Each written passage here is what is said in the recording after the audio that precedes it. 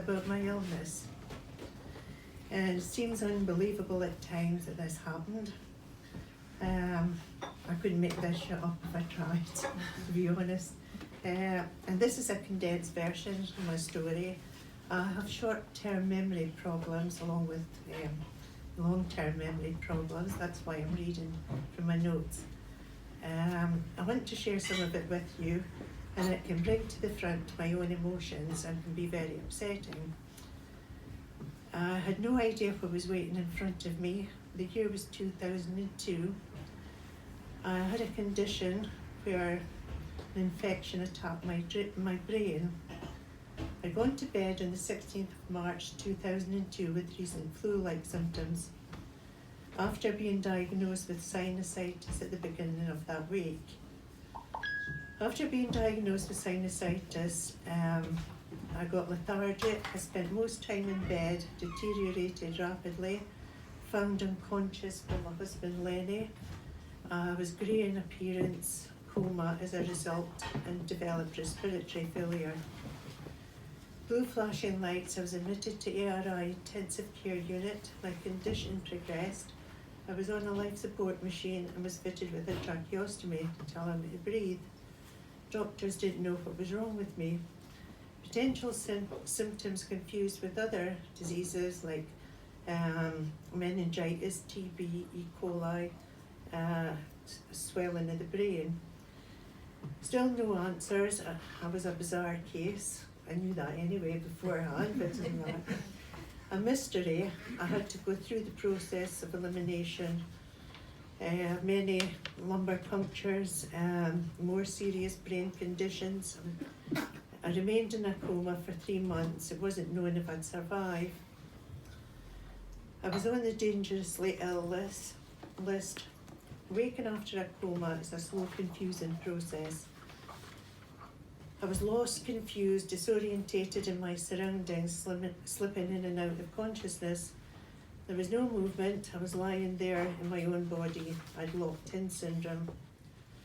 I was paralysed from head to toe. This was the worst time of my life. I wanted to scream. I had hallucinations that I can't really go into detail about because it is upsetting. I couldn't even open my mouth. I was terrified I'd remain in the same state and didn't want to die. The consultant described it as the next thing to being buried alive. For the weeks that followed, tests at Edinburgh and Oxford University were repeated. There's so much fancy words in illnesses here. And one of them, chlamydia, I don't know where that came from. That really, I laugh at that to this day. I don't know, I'd never heard of this. My husband did explain later. Guillain-Barré syndrome, Miller-Fisher syndrome, paraneoplastic syndrome, which is cancer of the brain. It was a case of waiting and watching by the medics. All negative results so far was a mixed picture. I only had my thoughts to occupy me. It was explained by doctors that I'd require a prolonged period in hospital, to be months rather than weeks.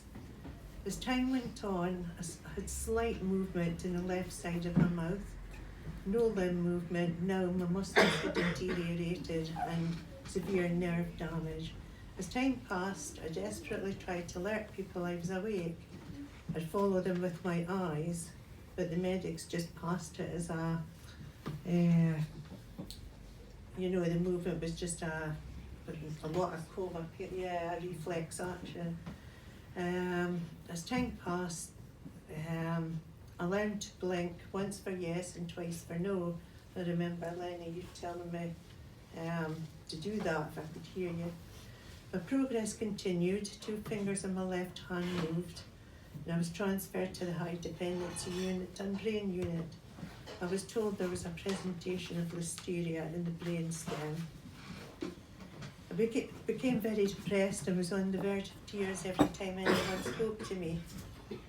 The doctors, once I read my notes, had to tell me I'd make a full recovery to keep my spirits up and not lose hope. Essentially, paraplegic now. I was using a wheelchair. I've skipped a bit. I had no function in my lower limbs and weakness in my upper limbs, and had no control of my body. My balance was very poor and needed support. After months at ARI, I was transferred to Maiden Craig Rehabilitation Unit at Wood End Hospital. The illness had eroded my confidence, and I was finding it hard to deal with the situation. I thought I'd never get home again and that I'd be hospitalised forever. I was down when family and visitors went away, and I wished I could go home with them, but that was impossible. Desperate for a diagnosis, frustrated, fell through the cracks. Much later, this is where I learned about my illness. It appeared to be encephalitis, an infective rhomboencephalitis, which is up here. This is a classic Listeria brainstem infection, and this added to my emotional problems, but I never heard of it.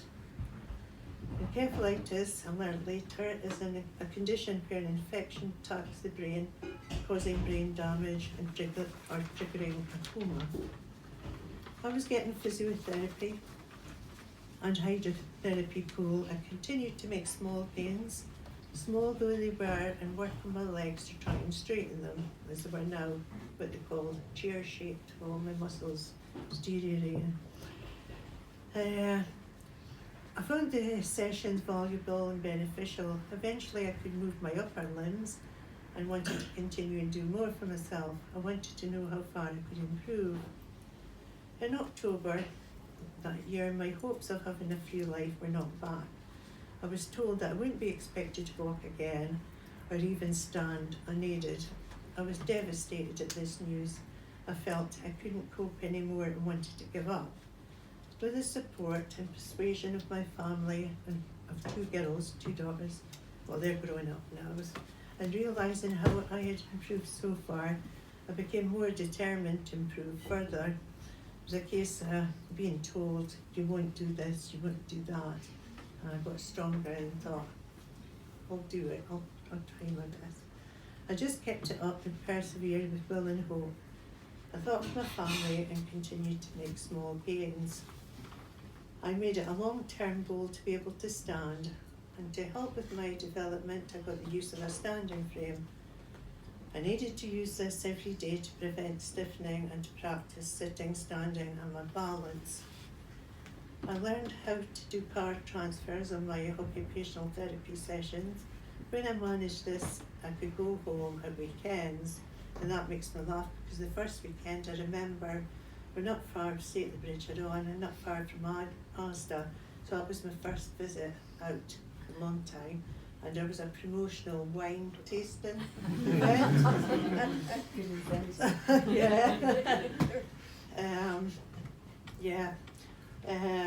And then I could transfer in the car and even sneaked away some days. The hospital staff didn't know I was missing. When I managed this, I managed an overnight stay at home. A bed had to be organised for me in the living room because my bedrooms were upstairs. Home for Christmas. I was discharged on Friday, 13th of December. No luck. As one doctor said to me, this was going to be a marathon, not a sprint. My rehabilitation continued at home. I needed a carer for 3.5 years to help me wash and dress. I got the standing frame home with me temporarily and persevered with this. As time went on, I made a great deal of progress. The physiotherapist came in one day with a Zimmer frame. I took a couple of steps at first until I was getting more confident, and this gave me a bit more freedom. I then went on to a 3-wheel frame. Oh, the physiotherapist, my living room was like a surgery, it really was. I managed to get about the house a lot more, and this led to short walks, and I was able to go out and about using at first 2, then just 1 walking stick. But who I was wiped out. It's been a very long road, and still is. I've relearned how to do everything again and regained the use of my limbs. The illness has left me blind in my right eye. I'll never recover from altering damage, but still very grateful I survived, and I'm here to tell the story. And for that, you know, I say live life to the full.